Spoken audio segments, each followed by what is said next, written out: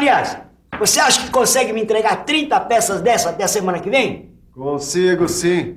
Antes, deixa eu só dar uma conferida em algumas medidas aqui, porque sabe como é, né? Um erro de leitura pode ser fatal, viu? O que mais tem é erro de leitura, não é? Oh, como tem. E olha que o paquímetro é um instrumento preciso. Agora, se o sujeito não souber usar o paquímetro, é a mesma coisa que largar um carro de Fórmula 1 na mão do motorista amador. E agora que você já sabe bastante coisa sobre o paquímetro, chegou a hora de aprender a usar esse instrumento da melhor maneira possível. Na teleaula de hoje, você vai aprender a usar corretamente o paquímetro. Vai ver quais são os erros de leitura mais comuns e, principalmente, vai saber quais são os cuidados de conservação que se deve ter para conservar o paquímetro. Ah, se todo mundo tomasse cuidado com um instrumento assim. É uma luta convencer o pessoal a tomar cuidado.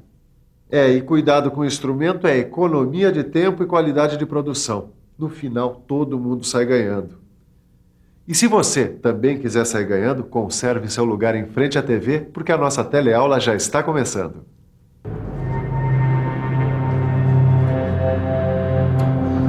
Ô Sofia, eu já tô preparando todo o material, porque depois de tudo que eu aprendi, só falta ver como é que usa corretamente o paquímetro. Isso mesmo, hoje a gente vai aprender a usar o paquímetro. Vamos lá. E a gente vai começar com colocação de medidas no paquímetro. Tá, e como é que faz isso?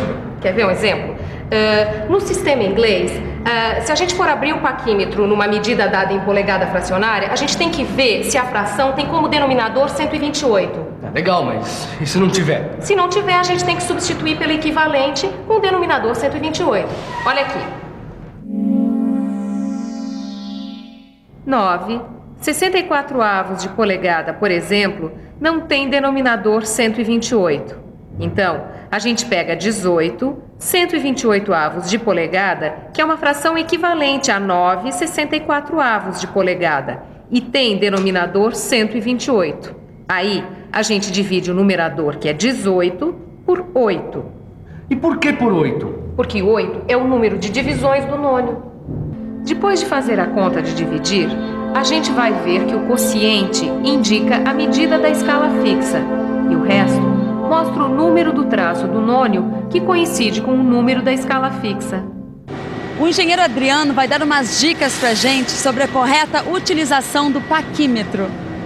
O mais importante que o operário tem de saber fazer é abrir o paquímetro na medida pedida, para ele poder regular uma medida, conferir uma traçagem. Aquela regrinha do denominador 128? Essa mesmo. Por exemplo, para você abrir o paquímetro na medida 25, 128 avos de polegada, é preciso observar o seguinte. Na fração 25, 128 avos de polegada, o denominador já é 128. Então a gente divide o numerador 25 pelo número de divisões do nônio, que é 8. O quociente é 3 e o resto é 1. Então, o paquímetro deverá indicar o terceiro traço da escala fixa e apresentar o primeiro traço do nônio, coincidindo com um traço da escala fixa. Se fizer como o nosso amigo falou, não tem erro. Foi bom você falar isso. Eu me lembro de outra coisa muito importante quando o assunto é paquímetro: os erros de leitura. Mas me diga uma coisa, e os erros de leitura são muitos? Bom, além da falta de habilidade do operador, os erros de leituras podem ser provocados pelo paralaxe e pela pressão de medição. E o que é o paralaxe?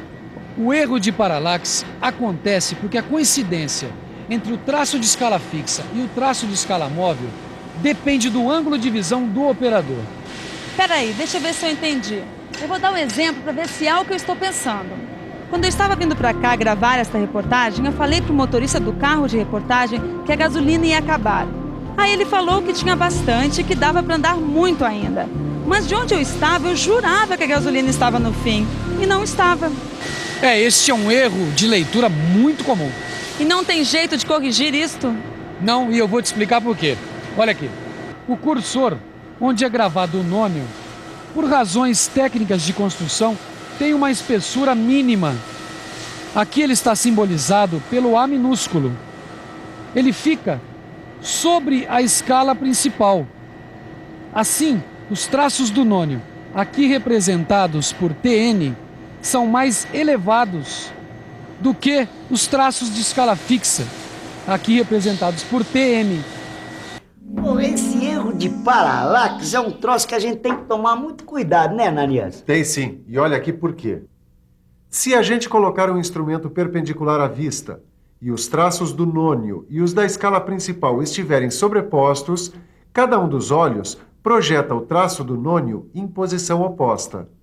Deixa eu ver se eu entendi. Se eu fizer a leitura nessa posição, eu leio 4 décimos de milímetro. E fazendo a leitura com o paquímetro numa posição perpendicular aos olhos, a leitura correta é 45 centésimos de milímetro. Ó, erro de paralaxe eu já entendi o que era. Agora essa tal de pressão de medição, é um erro que acontece como? Eu vou te mostrar. Dá uma olhadinha. Ih, esse cursor tá meio torto, né? Um pouco. O erro de pressão de medição acontece no jogo do cursor, que é controlado por uma mola e 2 parafusos. Se o cursor ficar inclinado em relação à régua, isso vai alterar a medida. O cursor não pode estar muito preso nem muito solto. O operador deve regular a mola para adaptar o instrumento à sua mão. Para isso, ele tem que girar os parafusos até encostar no fundo e depois retornar mais ou menos 1/8 de volta. Depois do ajuste, o movimento do cursor deve ser suave, mas sem folga. Agora que a gente viu como evitar alguns erros, vamos falar sobre a técnica de utilização do paquímetro. Para ser usado corretamente, o paquímetro precisa ter seus encostos limpos e a peça que vai ser medida tem que ser posicionada corretamente entre eles. É muito importante abrir o paquímetro com uma distância maior que a dimensão do objeto a ser medido, para que não tenha atrito entre o paquímetro e a peça. Veja que o centro do encosto fixo deve ser encostado numa das extremidades da peça. Aí, o paquímetro deve ser fechado suavemente até que o encosto móvel toque a outra extremidade. Depois de fazer a leitura, com a peça no paquímetro, ele deve ser aberto e a peça retirada, mas sem tocá-la nos encostos, hein? Alguns cuidados são necessários no uso do paquímetro para medidas externas, internas, medidas de profundidade e de ressaltos. Com este paquímetro aqui, Vitorino, como é que você faz para determinar a medida externa dessa peça? Medida externa, deixa eu ver, ó. Eu encosto a peça aqui no encosto fixo e fecho o paquímetro suavemente, ó. Não, tá errado, ó. No caso de medida externa, a gente tem que colocar a peça entre os bicos de medição de maneira mais profunda, para evitar o desgaste das pontas dos bicos. Para determinar a medida externa com mais segurança, as superfícies de medição dos bicos e da peça devem ser bem apoiadas, para evitar erros como esse da imagem da esquerda. Ao lado, a gente pode ver a superfície com um apoio correto. Agora eu quero ver se você consegue determinar corretamente a medida interna dessa peça. Medida interna? Vamos pensar um pouco?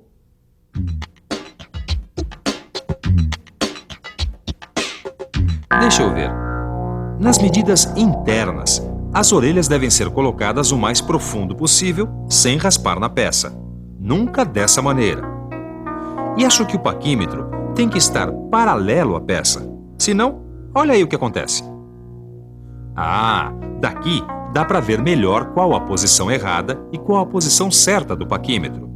Ainda falando em medidas internas, acho que para medir o diâmetro interno com mais segurança, as superfícies de medição das orelhas têm que coincidir com a linha de centro do furo.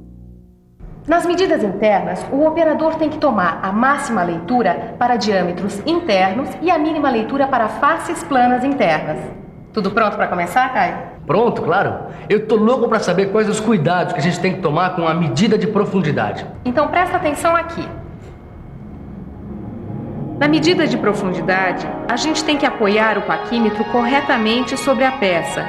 Se ele ficar inclinado assim, a leitura vai ser incorreta. E essa haste aí também é usada para medidas de ressaltos? De jeito nenhum. Olha aqui.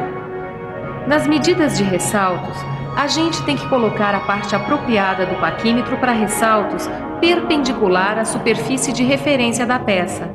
A vareta de profundidade não deve ser usada nesse tipo de medição porque não permite um apoio firme, tá vendo? Então, faltou a gente aprender alguma coisa sobre o uso correto do paquímetro? Faltou o principal, a conservação do paquímetro. Como todo instrumento de medição, o paquímetro precisa de muito, mas muito cuidado com o manuseio.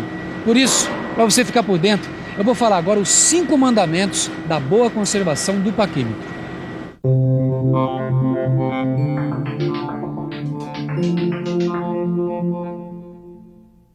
Manejar o paquímetro sempre com todo cuidado, evitando choques.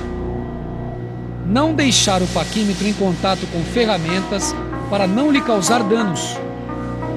Evitar arranhaduras ou entalhes, pois isso prejudica a graduação. Não pressionar o cursor além do necessário.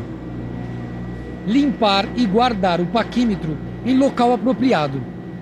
Bom, em matéria de paquímetro a gente aprendeu bastante hoje, mas não custa ficar de olho na revisão para ver se não escapou nada. E atenção, se liga aí que é hora da revisão. Na teleaula de hoje, você aprendeu a fazer a colocação de medida no paquímetro. Viu que os erros de leitura mais comuns são a paralaxe e a pressão de medição. Aprendeu algumas técnicas de utilização do paquímetro. E finalmente viu que a conservação do material é um fator muito importante quando o assunto é medição. Bom, com esta teleaula a gente encerra o nosso estudo sobre paquímetro.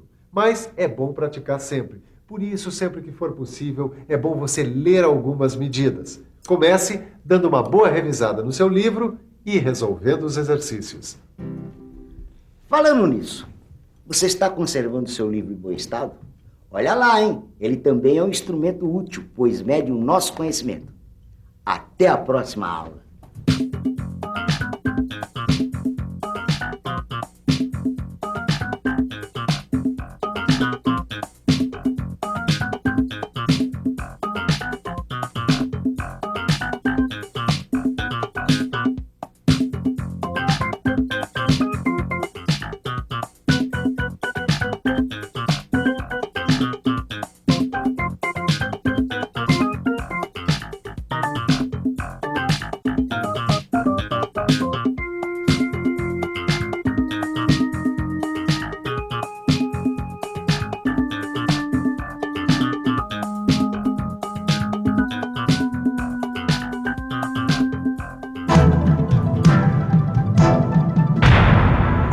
Telecurso 2000, um programa de educação do Sistema Fiesp e da Fundação Roberto Marinho.